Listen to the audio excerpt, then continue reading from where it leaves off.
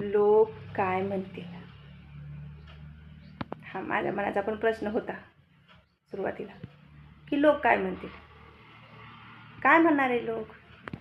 लोक काहीच म्हणत नाही. लोक हे नावं ठेवण्यासाठीच असतात, तुम्हाला पण चांगलं माहीत आहे. आणि त्या लोकांच्यासाठी आपण पण एक लोकच आहे, ते आपल्याला पण असं समजणार, आपल्याला पण लोकच म्हणणार ना ते. तर मग लोकांच्यासाठी लोक बनण्यापेक्षा आपण आपलं स्वतःचं आपण बघून घ्या ना. कशाला लक्ष द्यायचं लोकांकडं? काय गरज आहे लोकांकडे लक्ष द्यायची? तुम्ही खुश राहता त्या गोष्टीमध्ये खुश राहायचं. मला हे कोणी काय म्हणाल, मला ते काय म्हणाल, मला ती बाई काय म्हणली, मला हे बाई काय म्हणली, याला कधीच अर्थ नाही, नसतंच मुळात अर्थ. काय अर्थ असतं याला?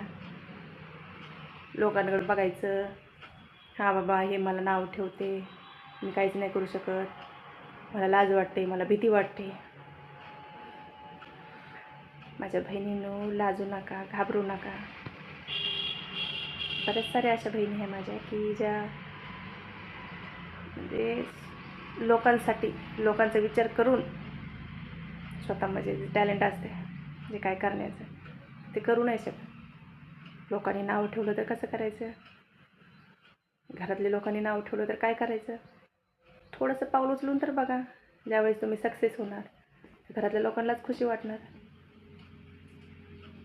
सुरुवात तर करून बघा, जशी मी केली.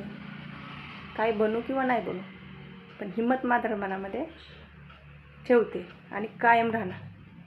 मग लोकांनी मला किती नावं ठेवली आणि काही जरी केलं तरी आपण असेच राहणार. मी लोकांकडे लक्ष देत नाही, तुम्ही पण नका देऊ. लोकांकडे दुर्लक्ष केल्यावरतीच खुश राहू शकतो आपण.